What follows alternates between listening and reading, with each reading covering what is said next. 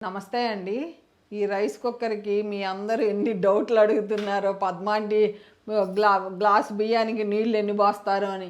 బియ్యం ఎప్పుడు పాత బియ్యం అయితే ఒక రకంగా పోసుకోవాలి, కొత్త బియ్యం అయితే ఒక రకంగా పోసుకోవాలి.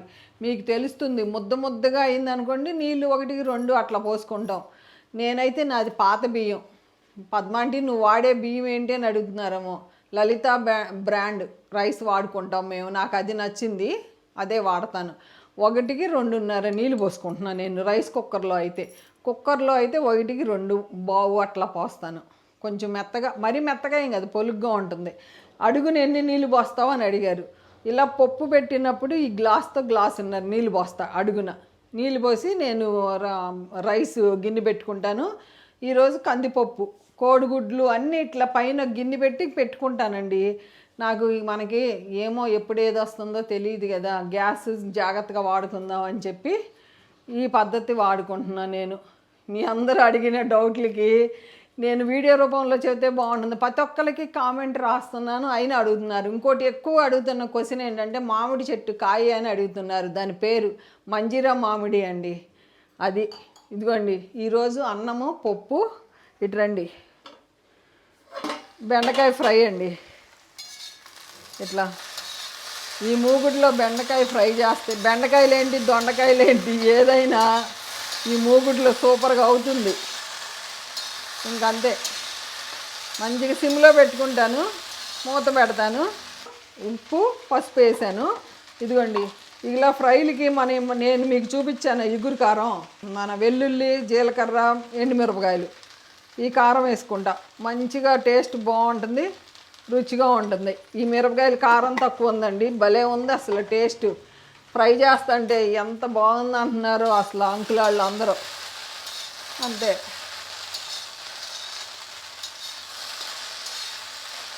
ఇక రుచి చూడక్కర్లా, కరెక్ట్గా సరిపోతుంది. ఇక ఇట్లా వేయించుకుంటాను. అంతే, ఇట్లా ఏం చేసుకుంటాం, ఇట్లా మూత పెట్టేస్తామే. ఏం బాగుందండి బాబు, ఈ మూగుడు మట్టికి నాకు భలే నచ్చింది. రాజస్థాన్ నుంచి సూపర్గా ఉంది. ఈ పప్పు ఎందుకంటే నేను సాయంత్రం పప్పుచారు పెట్టుకుందామని చెప్పి నేను పప్పు పెట్టుకున్నాను. ఇప్పుడేమో లంచ్లో నెయ్యి వేసుకుని శుద్ధపప్పు, బెండకాయ ఇగురు, రాత్రేమో దొండకాయలు వేయించాను. అది సరిపోతుంది.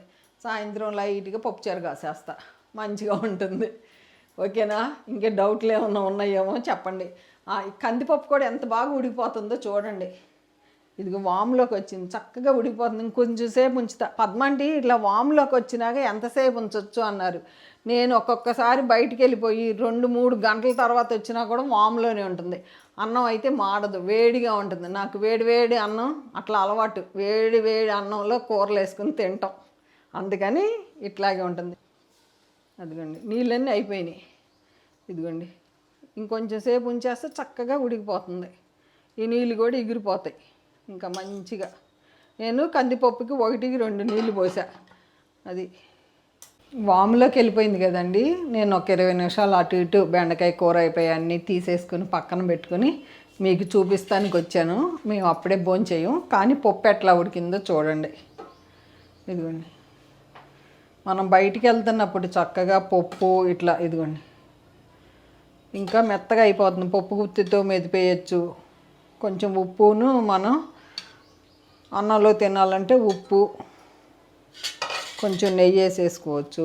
ఇదిగోండి, మా నాయనమ్మ వాళ్ళు అసలు పప్పుచారు కాసేవారు. నిజంగా మట్టి కొండలో పప్పుచారు కాసేవారు సాయంత్రం పూట, ఎండాకాలం పలసగా. అస్సలు తింటే ఎంత బాగుంటుందో. అందుకు మా నాయనమ్మ గుర్తొచ్చి నాకు మా నాయనమ్మ పప్పుచారు కాద్దామని చెప్పి కాస్త ఇలా పైన ప్లేట్లో నీళ్ళు వస్తాయి మనం వండినప్పుడు, ఆవిరి. ఈ నీళ్ళు కిందకు పోసేసాయి. ఇదిగోండి, అన్నం చూడండి ఎంత బాగా అయిందో చూడండి. అసలు ఇక మనకి అడుగు కూడా ఏమి ఉండదు. ఇదిగోండి, చూసారా, చక్కగా ఎగిరిపోతుంది, అంటుకోదు, అడుగు మాడదు. అందుకోసం నేను ఈ పద్ధతి వాడుకునేది. ఇట్లా పెట్టేస్తాను, మళ్ళీ మేము అన్నం తినేటప్పుడు తీసుకుంటాము. నాకు ఇలా పప్పు ఉప్పేసి నెయ్యి వేసుకుని అన్నం తింటే అస్సలు అదిరిపోతుంది. నేను కుక్కర్లో వండేటప్పుడు ఏం చేస్తానంటే పప్పులో కొంచెం నెయ్యి వేసి పసుపు వేసి ముద్దపప్పు చేస్తాను, పప్పుచారు. అప్పుడు ఇప్పుడు ఇట్లా అనుకోండి, మామిడికాయ తొక్కు ఉంది, మీకు మన చెట్టు మామిడికాయ ఈ మిక్సీలో ఎలా చేస్తానో చూపిస్తా. అంతే, వేడి వేడి అన్నంలో సింపుల్గా ఏమీ లేకపోయినా కుక్కర్లో ఇట్లా వండేసుకోవచ్చు. రానున్న రోజుల్లో ఎలా ఉంటుందో మనకు తెలీదు. మనీని కూడా సేవ్ చేసుకోండి, అనవసర ఖర్చులు పెట్టొద్దు. నేనైతే ఇది రిక్వెస్ట్. ఏమన్నా అనుకోండి, మీరు నా పిల్లలు కాబట్టి చెబుతున్నా, డబ్బు అనవసరమైన ఖర్చులకి వెళ్ళొద్దు. వాళ్ళ హాస్పిటల్కి వెళ్ళినా వీటికి వెళ్ళినా చాలా ఖర్చు అయిపోతున్నాయి. అందుకు జాగ్రత్తగా మనం మనీని కూడా సేవ్ చేసుకుందాం. ఓకేనా అండి? ఈ వీడియో ఎలా ఉందో కామెంట్ రూపంలో తెలియజేయండి. ఇంకా రైస్ కుక్కర్ మీద మీకేమన్నా డౌట్స్ ఉన్నా తప్పకుండా కామెంట్ రూపంలో తెలియజేయండి. మీ అందరికీ రిప్లై ఇస్తాను. ఓకేనా అండి? ఉంటానండి. బై అండి.